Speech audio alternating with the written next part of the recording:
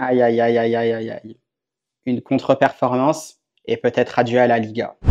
Hola a todos y a todas, j'espère que vous allez bien. C'est Baki Koundé des Madrid. On se retrouve ce soir pour une nouvelle vidéo par rapport à la contre-performance du Real Madrid face au Betis Séville. Vamos! Et bien voilà, comme vous vous en doutez, le Real Madrid s'est incliné ce samedi soir sur la pelouse de Benito Villamarín, celle du Betis Séville, 2-1. Et malheureusement, c'est vrai que c'est une défaite qui aura de lourdes conséquences pour le Real Madrid, et c'est vrai que c'est dommage.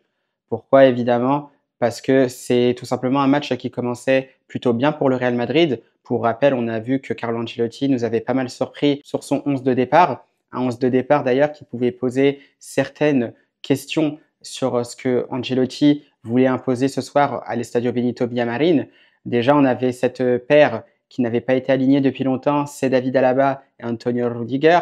Évidemment, parce que David Alaba, depuis le retour de ses ligaments croisés, commence à retrouver des sensations, il doit commencer à retrouver du rythme, et c'est pour ça qu'il a été aligné aussi aux côtés de Rudiger, voilà un défenseur qu'il connaît bien, avec qui il a souvent joué avant de se faire les ligaments croisés. Et par la suite aussi, ce qui était très surprenant de la part du coach italien, c'est que déjà, on avait 4 éléments, encore une fois, offensifs en l'absence de Jude Bellingham. On avait Brahim Diaz qui a accompagné ce duo, ce trio même avec Rodrigo Goes, Kylian Mbappé et Vinicius Junior. Et on avait Luka Modric et Aurélien Tchouameni au milieu de terrain.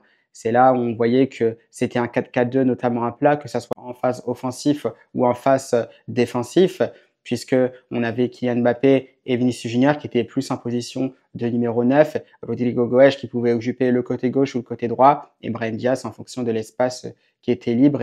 Donc voilà, ça commençait plutôt bien. Real Madrid qui était plutôt bien dans son match. On voit justement parce qu'il y avait pas mal de fluidité dans le jeu. On arrive à trouver justement Kylian Mbappé entre les lignes. D'ailleurs, Kylian Mbappé a fait pas mal de progrès d'ailleurs depuis son arrivée en Liga à ce poste de numéro 9. On le voit pas mal le décrocher. Il l'a très bien fait sur cette action-là. Voilà, avec sa qualité technique, il arrive à trouver un trou de souris justement pour glisser ce ballon en profondeur à Ferland Mendy. Et c'est là d'ailleurs aussi où j'étais quand même satisfait de cette action-là. C'était Ferland Mendy des fois à qui on reproche souvent de ne pas se projeter, dû au fait justement qu'il y a aussi Vinicius sur son côté gauche qui gère quasiment tout le couloir à lui tout seul. Mais voilà, là ça faisait du bien justement ce dépassement de fonction de Ferland Mendy qui va se projeter, qui est Mbappé qui lui glisse un superbe ballon. Et là, Mendy quand même à l'image de ce qu'il a fait face à Manchester City, il voit justement que Brahim Diaz est bien placé, il lui donne ce ballon, Brahim Diaz finit. À partir de ce moment-là, on se dit ça y est, on est bien, ça commence bien, le Real Madrid a plutôt la maîtrise, c'était un Betis Séville plutôt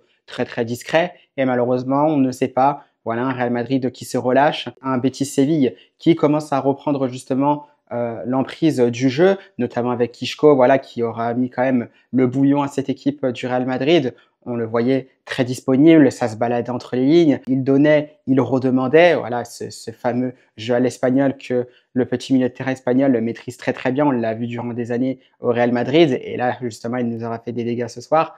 Donc voilà, un Isco vraiment très disponible, mais c'était un Betis Séville qui n'était pas si dangereux que ça, et c'est le Real Madrid qui va donner des munitions, encore une fois avec un problème qui n'est pas réglé depuis le début de la saison, c'est notamment sur les coups de pied arrêtés, il faudra y revenir, que ce soit coups de pied arrêtés offensifs ou coups de pied arrêtés défensifs. Voilà, c'est un Real Madrid en difficulté. D'ailleurs, sur ce but, justement, ce sera celui de Cardoso qui va égaliser de la tête sur corner. Et bien, on ne sait pas à quoi joue la défense du Real Madrid. Quelle est la tactique? Est-ce qu'on défend en zone? Est-ce qu'on défend en marquage individuel? On ne sait pas vraiment parce que Cardoso, dès le départ de l'action, il est tout seul. C'est vrai qu'à un moment, il y a un petit écran et il va s'en servir pour pouvoir se démarquer. Il lit très très bien la trajectoire du ballon pour catapulter ce ballon de la tête. Voilà, Courtois la touche, essaie de la repousser, mais malheureusement, c'est pas possible et ça fera un but partout. Et voilà, c'est là où on comprend pas. Rudiger a l'air d'être au marquage.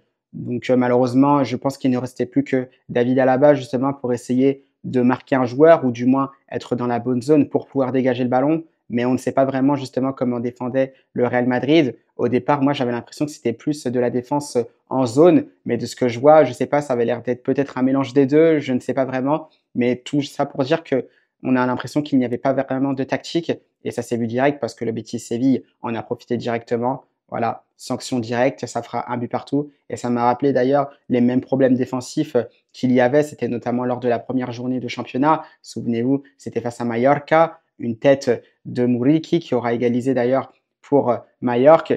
Et voilà, d'ailleurs, on voyait déjà tous ces problèmes défensifs sur les coups de pied arrêtés, des marquages non faits, ou du moins une zone qui n'est pas occupée, ou qui est mal occupée du moins. Et derrière, voilà, l'adversaire qui en profite, qui catapulte sa tête. C'était déjà face à Mallorca. On l'a revu ce soir face au Betis Séville.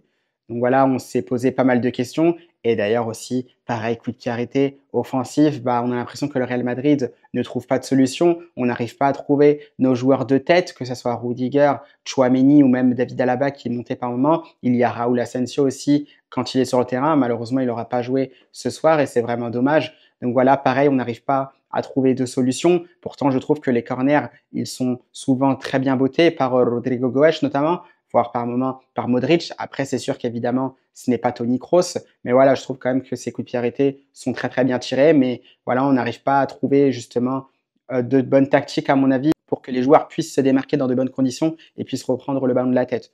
Donc voilà, ce sont vraiment 2 points où il faut continuer de travailler parce que c'est vraiment dommage quand on sait qu'un match, ça peut se jouer sur un coup de pied arrêté. On l'a vu notamment, le Betis Séville a marqué sur coup de pied arrêté pour pouvoir revenir au score. Nous aussi, on aurait pu marquer sur coup de pied arrêté pour revenir aussi dans le match quand on était mené 2-1. Mais évidemment, quand on n'a pas une bonne tactique sur coup de pied arrêté ou quand les coups de pied arrêtés sont mal tirés, c'est très difficile. Donc voilà, c'est des éléments, des petits détails voilà, qui nous coûtent la victoire, qui peuvent aussi nous coûter le titre à long terme. Donc voilà, on verra bien ce qu'il se passera par la suite. Toujours est-il que voilà, dans ce match-là, je le disais, ça se passait bien. Le Betis Séville donc reviendra au score. Et puis voilà, le Real Madrid après, très très discret. On a commencé à perdre Vinicius, on a commencé à perdre Kylian Mbappé, un Rodrigo Goes beaucoup moins en vue. Pareil pour Brahim Diaz. Aurélien Tchouaméni et Luka Modric qui étaient un peu livrés à eux-mêmes au milieu de terrain. On a tout de suite eu ces sensations, notamment de début de saison ou encore de certains matchs il y a encore quelques mois. Un Real Madrid complètement coupé en deux. Et c'est vrai qu'à partir de ce moment-là, c'est très difficile. Des abus de gelon. On a vu David Alaba qui a abusé du gelon aussi. Malheureusement, son pied gauche n'était pas réglé. Donc, c'était des passes ratées, il faut le dire. Et Antonio Rudiger aussi, pareil, qui se servait aussi du gelon. Mais tout ça pour dire que ça montre justement qu'il manque toujours ce relais côté Real Madrid pour faire le lien entre l'attaque et la défense. Luka Modric essaye parfois, mais il ne peut plus le faire comme avant. Du moins, il essaye, mais c'est vrai que ça reste compliqué. Évidemment aussi qu'il manquait Jude Bellingham, et ça aussi, ça a son importance pour le trouver aussi un peu plus haut. Donc voilà, Dani Ceballos évidemment qui est blessé, qui aura fait aussi pas mal de bien à ce niveau-là, même si je pense que le Real Madrid devra recruter un milieu relayeur de haut niveau cet été. Donc voilà, ce sont des éléments qui ont manqué, ce qui faisait que par moment aussi, on abusait du gelon et c'était très compliqué de mettre Kylian Mbappé, Vinicius Junior et Rodrigo Goes dans de bonnes conditions parce que les trois ont complètement disparu à partir de la moitié de la première mi-temps, je dirais.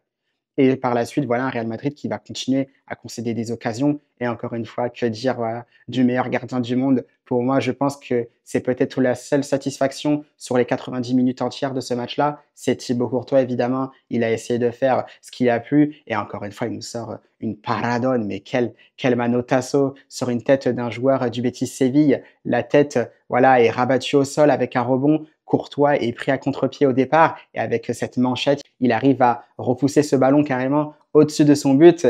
Comme disaient certains, ça rappelait encore cet arrêt légendaire d'un certain Gordon Banks face à Pelé. Donc c'était dans les années 70. C'est vrai que ça a rappelé un peu ces images-là, mais toujours est-il que Thibaut Courtois, voilà, il est toujours impressionnant et c'est lui aussi qui permet de garder le Real Madrid en vie parce que je pense que le score aurait pu être beaucoup plus large face à cette équipe du Betis Séville. Donc suite à ça, voilà à peu près tout ce qu'on a vu. Donc c'est un Real Madrid voilà, qui aura été bon peut-être 15-20 minutes et après qui se sera complètement éteint aussi durant la deuxième mi-temps. On voit aussi qu'il y a la sortie de Kylian Mbappé. Alors évidemment, il faudra en parler. Pour l'instant, on n'a pas plus d'infos que ça. Est-ce qu'il s'était blessé? Voilà, est-ce que s'il y avait un autre problème? On ne sait pas vraiment. Toujours est-il que Carlo Ancelotti l'a sorti. Est-ce qu'il le préservait peut-être pour le huitième de finale aller de Champions League, parce que ça aussi c'est une grosse échéance la semaine prochaine face à l'Atlético de Madrid, mais en même temps vous jouez aussi le titre en Liga. Donc moi je l'aurais gardé sur le terrain. Après c'est vrai qu'il y a quand même pas mal de matchs qui s'enchaînent. Les joueurs aussi sont complètement fatigués au bout d'un moment, donc ça peut se comprendre le fait qu'Ancelotti les fait sortir. On a fait aussi rentrer Hendrik aussi qui méritait tout simplement de jouer. Il a besoin justement de prendre du temps de jeu progresser, pour exploiter son potentiel au mieux, parce qu'il a un sacré potentiel quand même, le jeune attaquant brésilien. Donc voilà, j'ai bien aimé le fait qu'il rentre. Maintenant, il n'a pas pu apporter grand-chose dans ce match-là. C'est vrai que ça a été très, très compliqué. Arda Güler aussi est entré, mais malheureusement, moi, je vous l'ai déjà dit, quand il est aligné sur le côté droit, ça ne m'intéresse pas du tout. Donc, je ne vais pas forcément en parler. J'en parlerai simplement une fois qu'il sera mis dans l'axe, si jamais ça arrive. Il y a aussi eu l'entrée de Eduardo Camavinga, mais voilà, ce sont des changements. Ancelotti a essayé de réagir, mais ça n'a pas changé grand-chose. Et on a vu que même avec cette entrée justement de Camavinga, on a toujours des problèmes à la sortie de balle. Et ça, c'est vrai que ça va poser problème pour la suite de la saison, que ça soit en Champions League, que ça soit en Liga, parce qu'il y a encore des gros matchs qui nous attendent. Vous jouez quand même le Rayo Vallecano la semaine prochaine, juste après l'Atlético. Rayo Vallecano, d'ailleurs, pour l'instant, qui est dans les 6 premiers en Liga. Et puis après, la semaine qui suivra, il y aura ce match retour du côté du Wanda Metropolitano en huitième de finale retour de la Champions League. Et il faudra se déplacer aussi à la Ceramica le week-end qui suivra face à Villarreal. Donc ce sont des matchs très très difficiles, que ce soit pour la Liga ou pour la Champions League. La saison va se jouer sur ces 2 semaines avec 4 gros matchs. Et là, attention, parce qu'il y a aussi des joueurs blessés, un joueur suspendu, en l'occurrence Jude Bellingham, il faudra être très très très très prudent. Donc voilà ce qui nous attend. C'est vrai que ça peut nous faire peur parce qu'on a l'impression que le Real Madrid retombe dans ses travers. On verra comment les hommes d'Ancelotti réagiront donc dès mardi en Champions League face aux Colchoneros. Mais voilà, après on a vu des choses, encore une fois, qui ne nous ont pas forcément plu. Est-ce que Raúl Asensio devait jouer? Il semblerait que oui, parce que l'Espagnol est tellement en forme. Il aurait mérité de jouer. Il a fait des bonnes performances et c'est vrai que malheureusement, on a encore vu tout simplement ces histoires de statut parce qu'effectivement, David Alaba en a un et voilà, ça semblait évident qu'au bout d'un moment, dès qu'il récupérait des sensations, dès qu'il commencerait à récupérer du rythme, il allait récupérer une place de titulaire. Alors, est-ce que c'est uniquement pour ce match-là? C'est Carlo Ancelotti qui nous donnera les réponses, on le verra dès mardi. Mais quoi qu'il en soit, c'est vrai que Raúl Asensio peut être aussi aligné à droite, même s'il est beaucoup moins à l'aise. Voilà, on verra tout ça un peu plus tard. Donc voilà, on a quand même été assez déçus de ce match du Real Madrid. Maintenant, il va falloir passer à autre chose.